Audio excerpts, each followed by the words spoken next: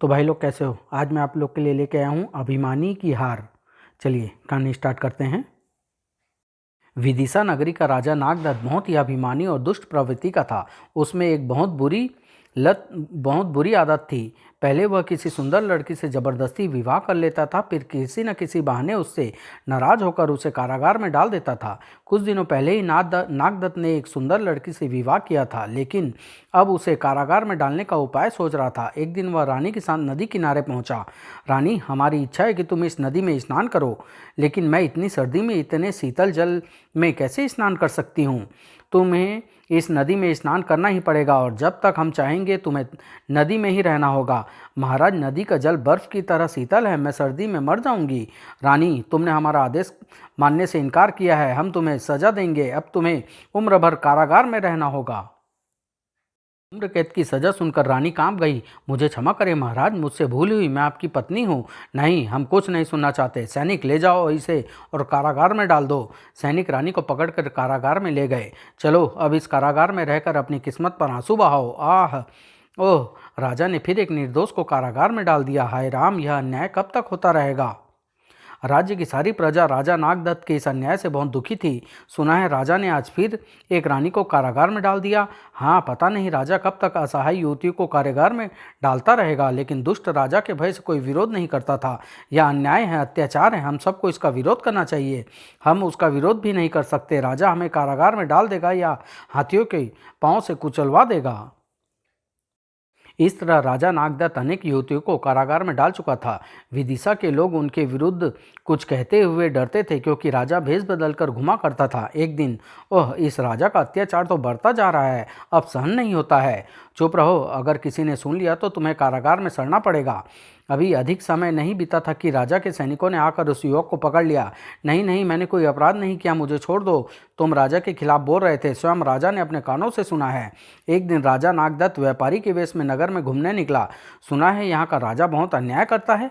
नहीं जी, हमारा राजा तो बहुत दयालु और परोपकारी है। तुम शायद राजा के भय से कुछ नहीं कह रहे हो। नहीं भैया, हम सच कह रहे हैं, और तुम भी ऐसी बात ना करो। यह जानकर राजा बेहद खुश हुआ।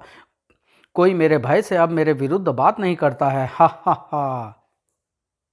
एक दिन राजा नागदत्त चूड़ी वाले के रूप में नगर के पास एक गांव में पहुंचा। वहां चलता हूं उस पेड़ के पास, वहां पर बहुत सी लड़कियां झूला झूलती दिखाई दे रही है। उसे देखते ही लड़कियों ने उसे घेर लिया। ओ चूड़ी वाले, मुझे चूड़ी पहना दे। नहीं, मुझे तो सुनहरी चूड़ी अच्छी लगती है, मैं तो हरी चूड़ी पहनूंगी। और फिर एक चबूतरे पर बैठकर राजा ने सबको चूड़ियाँ पहनानी शुरू कर दी। उस गांव में एक गरीब किसान की बेटी थी नीलमणि, वह बहुत सुंदर थी। उसने भी राजा से चूड़ियाँ पहनी। नीलमणि, तेरे हाथ में तो चूड़ियाँ बहुत सुंदर लग रही है। अरे नीलमणि तो है ही इतनी सुंदर, सचमुच बहुत सुंदर लड़की है। अरे तेरी सुंदरता देखकर तो राजा भी तुझ पर मोहित हो जाएगा और फिर तुझे ब्याह कर ले जाएगा, तुझे रानी बनाकर रखेगा महल में। लेकिन मैं ऐसे दुष्ट राजा से कभी ब्याह नहीं करूंगी। राजा तो तुझसे ज़बरदस्ती विवाह विवाह करके ले जाएगा। अगर राजा ने ज़बरदस्ती मुझसे विवाह कर लिया तो मैं उसे सबक भी सिखा दूंगी, उसकी अक्ल ठिकाने लगा दूंगी। नीलमणि लड़कियों से बातें करती हुई अपने घर की ओर चली गई। मैं उस लड़की से अवश्य विवाह करूंगा, फिर देखूंगा यह मुझे क्या सबक सिखाती है। विवाह करके इसे भी किसी बहाने कारागार में डाल दूंगा। शायद अपने को बहुत चालाक समझती है, कारागार में सारी चालाकी निकल जाएगी। अगले दिन ही राजा नागदत्त ने नीलमणि को पकड़ कर लाने का आदेश दिया। कुछ घुड़सवार सैनिक उस गांव में पहुंचे। गांव के लोग सैनिक को देखकर हैरान हो रहे थे। पता नहीं यह सैनिक क्यों आए हैं। भैया, लगता है गांव में किसी पर कहर टूटने वाला है। पता नहीं ये बिजली किस पर गिरेगी। काका, मैंने सैनिकों को नीलमणि के घर की ओर जाते हुए देखा है। नीलमणि? सैनिक ने रुक कर एक बूढ़े से पूछा। नीलमणि का घर कौन सा है? वो सामने वाला। चलो उस घर पर चलो। और फिर जब सब उसके पीछे चल दिए।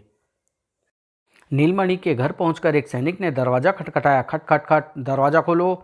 और कुछ देर बाद नीलमणि की माँ ने दरवाजा खोला। नीलमणि कहाँ है? उसे जल्दी से बुलाओ। हे भगवान, रक्षा करना, हम कहते हैं जल्दी नीलमणि को बुलाओ। क्या बात है, यहाँ किस लिए आए हो? लड़की, तुम कौन हो? मैं नीलमणि हूँ।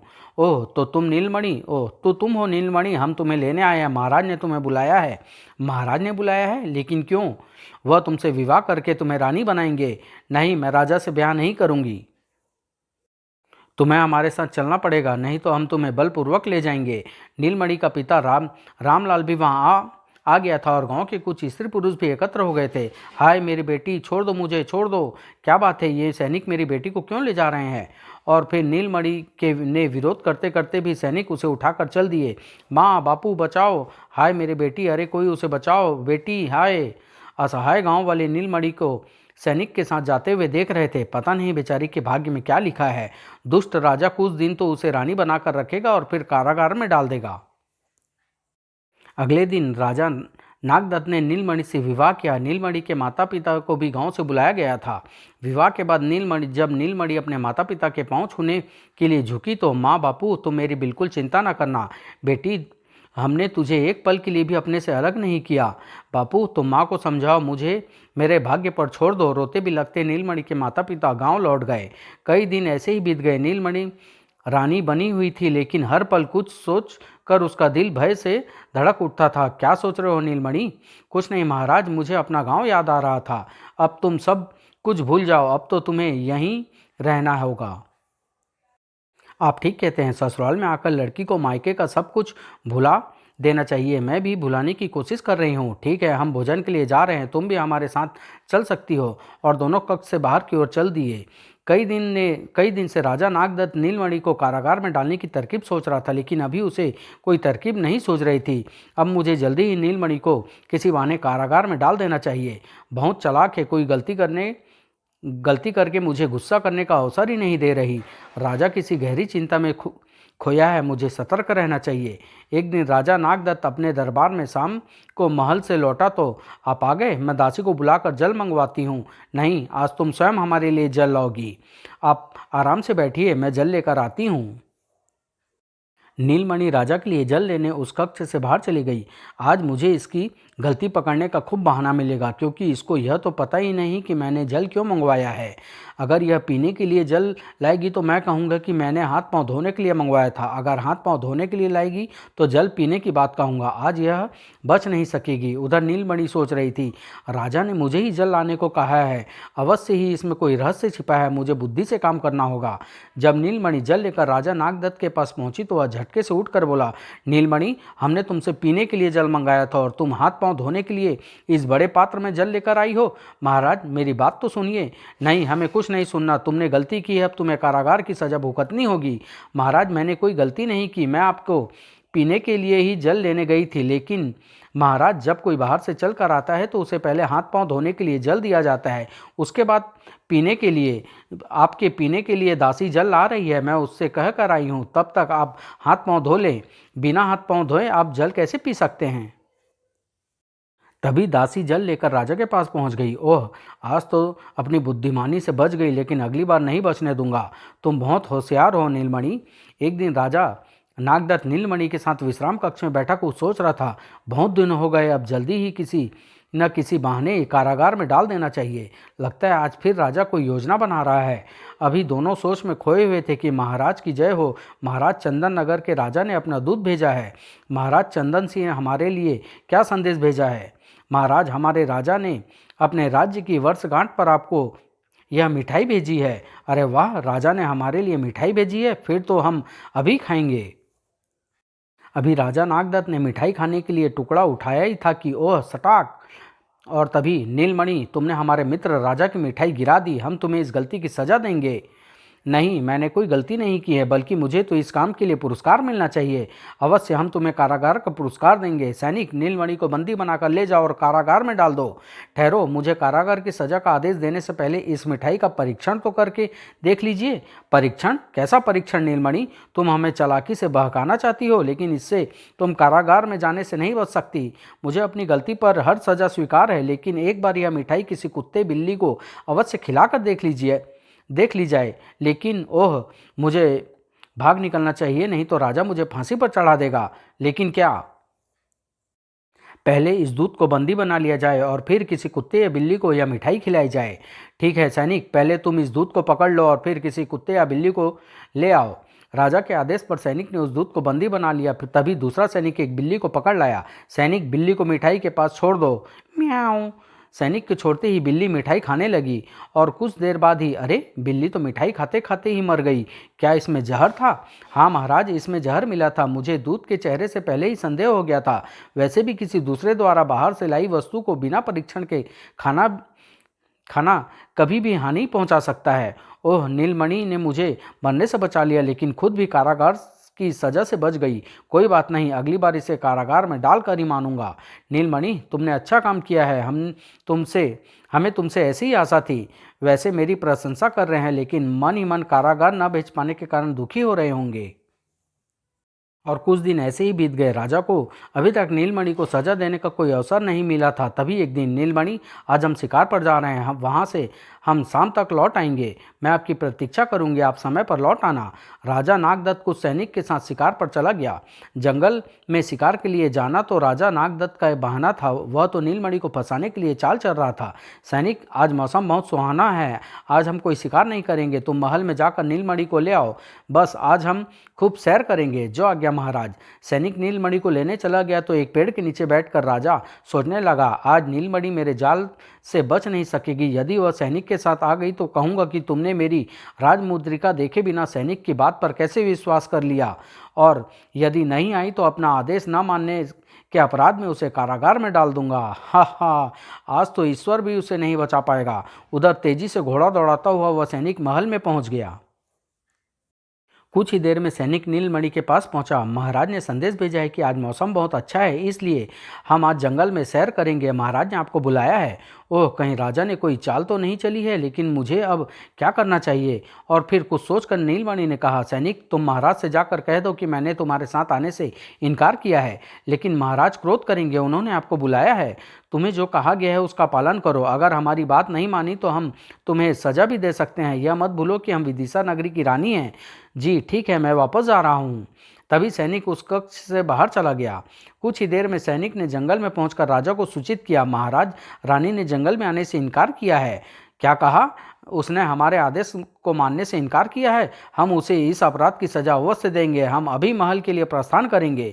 और तभी राजा ने महल की ओर प्रस्थान किया। महल में पहुंचते ही राजा सीधे नीलमणि के कक्ष में गया। नीलमणि, हमने तुम्हें जंगल में बुलाया था और तुमने वहां आने से इनकार करके हमारे आदेश को नहीं माना। आज तुम्हें इस अपराध की सजा अवश्य मिलेगी। महाराज, मैंने कोई अपराध नहीं किया और न ही आपके आदेश का कोई उल्लंघन किया है। नीलमणि, आज तुम्हारा कोई बहाना नहीं चलेगा। आज तुम्हें कारागार में जाना ही पड़ेगा। लेकिन महाराज, पहले आप मेरी बात तो सुन लीजिए। जल्दी कहो, तुम्हें क्या कहना है? महाराज, मैंने उस सैनिक के साथ जाने से इनकार करके आपको बहुत बड़ी मुसीबत से बचाया है। आपने उस सैनिक के साथ कोई लिखित संदेश या कोई निशानी नहीं भेजी थी। फिर मैं कैसे मान लेती कि उस सैनिक को आपने ही भेजा है? और फिर वह सैनिक चंदनगढ़ के शत्रु राजा का गुप्तचर भी तो हो सकता था। अगर वह गुप्तचर मुझे धोखे से ले जाता तो आपको कितना अधिक अपमान होता। ओह, यह फिर बच गई, लेकिन मैं आज इसे कारागार में भेज कर ही रहूँगा। अब मैं इसे एक पल के लिए भी सहन नहीं कर सकता। कुछ सोचकर राजा ने कहा, नीलमणि, तुम अधिक बातें बनाकर अपने को बुद्धिमान दिखाने की कोशिश करती हो। इस चालाकी के लिए हम तुम्हें कारागार की सजा देते हैं। ठहरो महाराज, आप किसी असहाय को तो जबरदस्ती रानी बनाकर बड़ी आसानी से कारागार में डाल देते हो, लेकिन आप चंपानगर की राजकुमारी को अपनी रानी बनाकर दिखाएं तो आपकी बहादुरी का पता चले। नीलमणि, हमें क्रोध न दिलाओ, हम किसी से भी विवाह कर सकते हैं। तो ठीक है, आप चंपानगर की राजकुमारी को रानी बनाकर ले आओ। अगर आप उसे रानी बनाकर नहीं लाए तो फिर आपको किसी लड़की को कारागार में डालने का अधिकार नहीं रहेगा। ठीक है, हम कल ही चंपानगर के लिए प्रस्थान करेंगे, लेकिन राजकुमारी को साथ लेकर लौटते ही तुम्हें कारागार में डाल देंगे। और अगले दिन राजा घोड़े पर बैठकर चंपानगर की ओर चल दिया। कई दिन की यात्रा करके आखिर राजा नागदत्त चंपानगर में पहुंच गया। यह नगर तो बहुत ही सुंदर है। यहाँ की राजकुमारी भी सुंदर होगी। सुंदर लोग ही अच्छा नगर और अच्छी वस्तुएं बनाते हैं।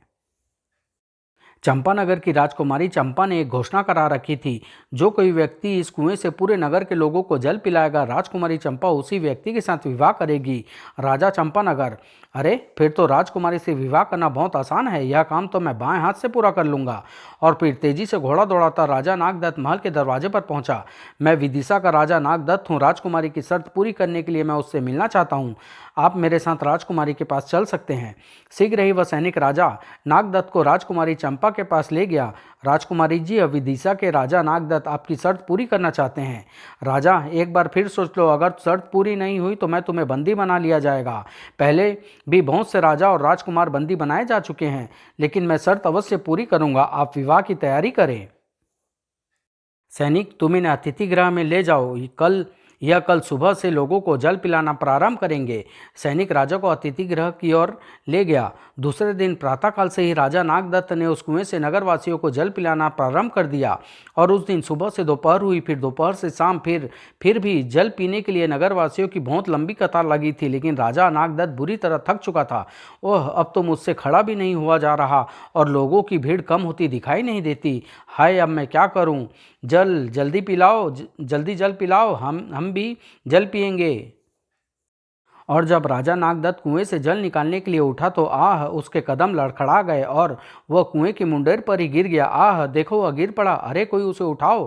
ठहरो, राजा को कोई हाथ नहीं लगाएगा। हम इसे बंदी बनाकर राजकुमारी के पास ले जाएंगे।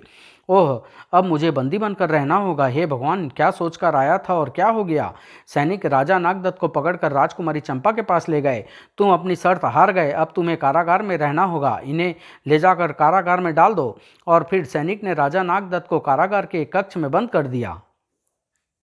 जब कुछ दिनों तक राजा नागदत्त वापस नहीं लौटा तो नीलमणि को बहुत चिंता हुई। उसने कुछ गुप्तचरों को उसकी खोज में भेजा। तुम्हें यह पता करना है कि महाराज कहाँ पर है और कैसे हैं। इस काम के लिए मैं तुम्हें बहुत धन दूंगी। कुछ दिनों बाद गुप्तचरों ने लौटकर नीलमणि को बताया, रानी जी, महाराज को चंपानगर में बंदी बना लिया गया है। वह राजकुमारी से शर्त हार गए थे। ठीक है, तुम जाओ, लेकिन यह बात किसी को नहीं कहना। उस रात बहुत देर तक नीलमणि राजा को वहाँ से छुड़ा कर लाने के उपाय सोचती रही, लेकिन उसको कोई उपाय नहीं सूझा।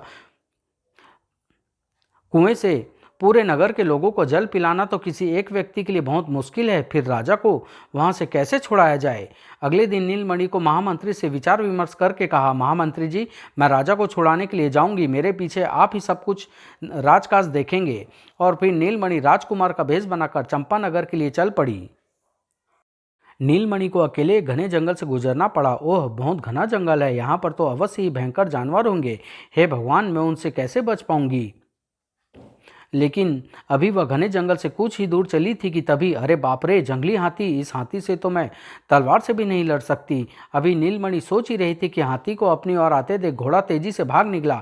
अरे अरे, रुको रुको! लेकिन घोड़ा लगाम खींचने पर भी नहीं रुका। ओह, पता नहीं यह मुझे कहाँ ले जाएगा। तभी उस हाथी की चिंगार सुनाई दी और उसने पीछे मुड़कर देखा। अरे, यह जंगली हाथी तो पीछे ही दौड़ा आ रहा है। आज तो इससे बचना असंभव दिखाई नहीं देता। लेकिन अभी वह जंगली हाथी नीलमणि को कोई हानि पहुंचा पाता कि घोड़ा उसे एक सन्यासी की कुटिया की ओर तेजी से ले दौड़ा। ओह, शायद यह मुझे उस सन्यासी के पास ले जा रहा है। नीलमणि अभी सन्यासी की कुटिया के पास पहुंची थी कि अरे अरे, आ बचाओ! आखिर नीलमणि घोड़े से गिर पड़ी। तभी जंगली हाथी उसके पास पहुंच गया। आह, बचाओ! जंगली हाथी ने नीलमणि को कुचलने के लिए अपना पाँव उठाया ही था कि बचाओ बचाओ, रुक जाओ एरावत, रुक जाओ। सन्यासी के आदेश पर जंगली हाथी पीछे हट गया। उठो बेटी, अब एरावत तुम्हें कोई हानि नहीं पहुंचाएगा। इस जंगल के सभी जानवर मेरी बात मानते हैं। बाबा, आपने मुझे इस जंगली हाथी से बचा लिया। बाबा, मैं आपका उपकार कभी नहीं भूलूंगी। हम सन्यासियों का जीवन ही परोपकार के लिए बना है।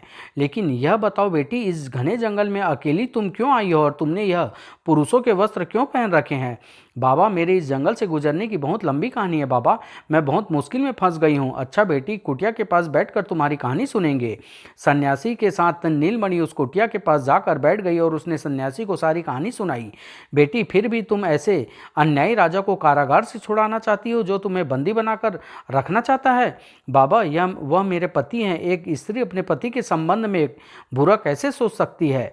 आर्य नारी की यही महानता है, पति को परमेश्वर मानती है। मैं तुम्हारी अवश्य सहायता करूंगा बेटी, ताकि तुम अपने पति को मुक्त करके उसको सही रास्ते पर ला सको। बाबा, अगर मैं किसी तरह उस कुएं के जल से पूरे नगर के लोगों को जल पिला दूं तो मैं राजा के कारागार से मुक्त करा सकती हूं। बेटी, मैं तुम्हें ऐसा मंत्र दूंगा कि तुम बड़ी आसानी से पूरे नगर के लोगों को जल पिला सकोगी। और फिर सन्यासी ने नीलमणि को मंत्र सिखा दिया। मंत्र सीखकर नीलमणि वहां से चलने को तैयार हुई कि तभी उसने अपने घोड़े को दौड़कर आते हुए देखा। बाबा देखो, मेरा घोड़ा भी जीवित वापस लौट आया। बेटी, तुम्हारी सफलता के लक्षण दिखाई दे रहे हैं। कुछ देर बाद नीलमणि सन्यासी से विदा लेकर चंपानगर की ओर चल पड़ी। कई दिन की लंबी यात्रा करके नीलमणि चंपानगर में पहुंच गई और जब नीलमणि ने महल के द्वार पर पहुंचकर पहरेदार को अपने आने का प्रयोजन बताया तो आपसे पहले कितने राजा शर्त हार कर बंदी बन चुके हैं। इस शर्त को पूरा करना असंभव है। तुम मुझे राजकुमारी के पास ले चलो। उस पहरेदार के साथ नीलमणि राजकुमारी चंपा के पास पहुंची। राजकुमार, एक बार फिर सोच लो, कहीं ऐसा ना हो कि तुम्हें आजीवन कारागार में सड़ना पड़े। राजकुमारी जी, अगर मैं शर्त जीत गया तो तुम्हें विवाह करने के साथ सभी लोगों को छोड़ना होगा। मुझे स्वीकार है। अगले दिन सुबह ही कुएं पर पहुंचकर नीलमणि ने मन ही मन मंत्र का उच्चारण किया और अगले ही क्षण कुएं से जल की धारा निकलकर कुएं के मुंडेर के पास रखे कलश में गिरने लगी। नीलमणि ने स्त्री, पुरुष और बच्चे की भीड़ को जल पिलाना प्रारंभ कर दिया। शाम होने से पहले ही नीलमणि सभी को कुएं से जल पिला चुकी थी। अरे, इस राजकुमार ने तो सूरज डूबने से पहले सबको जल पिला दिया। हाँ, चलो इसे राजकुमारी के पास ले चलते हैं। राजकुमार, आप तो शर्त जीत गए, आप हमारे साथ राजकुमारी के पास चलिए। और जब सैनिकों ने राजकुमारी के कक्ष में पहुंचकर उसे यह सूचना दी तो, सच राजकुमार, अपनी शर्त के अनुसार मैं आपसे विवाह करने के लिए तैयार हूं और सभी बंदी लोगों को छोड़ देने की आज्ञा देती हूं।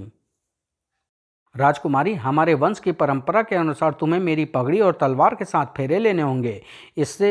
इसमें मुझे कोई आपत्ति नहीं है। दूसरे दिन नीलमणि की पगड़ी और तलवार के साथ राजकुमारी का विवाह कर दिया गया।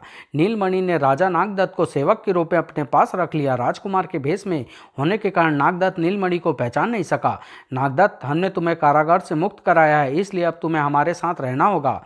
जी, मुझे स्वीकार है। आपका यह उपकार कभी नहीं भूलूंगा। 2 दिन बाद नीलमणि चंपा के साथ विदिशा के लिए रवाना हुई। नागदत्त भी सेवक के रूप में उसके साथ चल रहा था। दिन भर की लंबी यात्रा करके वे जंगल में पहुंचे। नागदत्त, आज हम यहाँ पर ठहरेंगे, आगे की यात्रा सुबह प्रारंभ होगी। तुम हमारे ठहरने का प्रबंध करो, मैं अभी सब प्रबंध करता हूँ। थोड़ी देर में ही नागदत्त ने सैनिकों के साथ मिलकर तंबू लगवा दिए। उनके साथ आए रसोइये ने भोजन बनाने की तैयारी शुरू की तो नीलमणि ने नागदत्त को बुलाया। नागदत्त, यह कुल्हाड़ी ले जाओ और जल्दी से कुछ लकड़ियाँ काट लाओ और यह कुल्हाड़ी हमें ही वापस करना। जी अच्छा। और जब नागदत्त लकड़ियाँ काट कर लौटा तो, हम तुम्हारी प्रतीक्षा कर रहे थे नागदत्त। राजकुमारी की यह ओढ़नी जल्दी से धोकर साफ कर दो। नागदत्त ने उस ओढ़नी को धोकर लाया तो नीलमणि ने कहा, नागदत्त, पास के उस कुएं में हमारी एक लुटिया गिर गई है, तुम जल्दी से उसे निकाल दो। वह लुटिया हमें बहुत प्यारी है। कुछ देर में नागदत्त कुएं से उस लुटिया को निकाल लाया। सुबह सूरज निकलने से पहले उठकर नीलमणि ने एक सैनिक से कहा, सुनो सैनिक, हमें किसी आवश्यक काम से अभी जाना होगा। तुम सूरज निकलने पर सबको विदिशा ले आना। और यह कहकर नीलमणि घोड़े पर सवार हो तेजी से वहां से चल दी। उधर जब राजकुमारी चंपा और सैनिकों के साथ नागदत्त विदिशा नगरी पहुंचा तो, अरे, मैं तो अपने नगर में पहुंच गया। अब डर किस बात का, यहाँ का तो मैं राजा हूँ। इस राजकुमारी को भी मैं अपने साथ महल में ले जाऊंगा। यह सोचते ही राजा नागदत्त ने जोर से कहा, सुनो, मैं इस नगर का राजा नागदत्त हूँ। तुम सबको मेरा आदेश मानना पड़ेगा, नहीं तो मैं तुम सबको अपने सैनिकों से कैद करा कारागार में डलवा दूंगा। और फिर नागदत्त सब को अपने महल में ले गया। महल में पहुंचते ही राजा नागदत्त ने नीलमणि को अपने कक्ष में बुलाया। आप आ गए महाराज, कई दिनों से मैं आपकी प्रतीक्षा कर रही थी। नीलमणि, हम चंपानगर की राजकुमारी चंपा को अपनी रानी बनाकर ले आए हैं। अब तुम्हें शर्त के अनुसार कारागार में रहना होगा। लेकिन राजा की बातों से बेखबर नीलमणि चंपा के पास जाकर बोली, राजकुमारी चंपा तो सचमुच बहुत सुंदर है, लेकिन क्या सचमुच राजा आपने इसको शर्त में जीत कर रानी बनाया है? राजकुमारी चंपा तुम्हारे सामने बैठी है, फिर तुम ऐसे प्रश्न क्यों कर रही हो?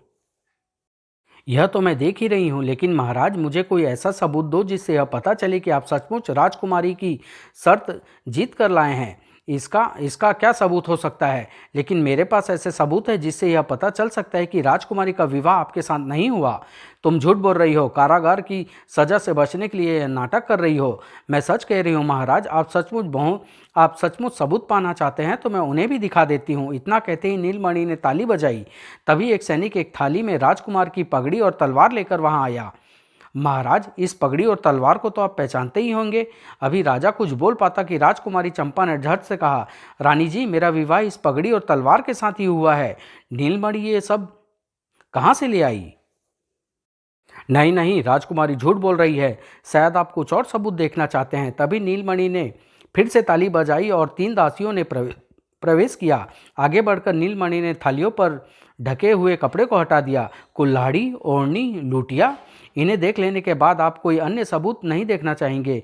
मैं तो बस यह चाहती हूँ कि आप झूठी शान और अभिमान को छोड़कर अच्छे इंसान बन जाए। नीलमणि, मुझे क्षमा कर दो। आज तक मैं अपने झूठे अभिमान के कारण तुम्हें पहचान नहीं सका। मैं राजकुमारी चंपा को उसके पिता के पास भेज देता हूँ। नहीं महाराज, उसकी कोई ज़रूरत नहीं। मैंने आपकी पगड़ी और तलवार के साथ ही चंपा का विवाह कराया है। मैं इसे अपनी छोटी बहन की तरह प्यार से रखूंगी। तुम कितनी अच्छी हो नीलमणि, तुमने मुझे क्षमा कर दिया। मैं अभी सभी लड़कियों को मुक्त करने का आदेश देता हूँ। और फिर राजा नागदत्त नीलमणि और चंपा के साथ सुख से रहने लगा। समाप्त।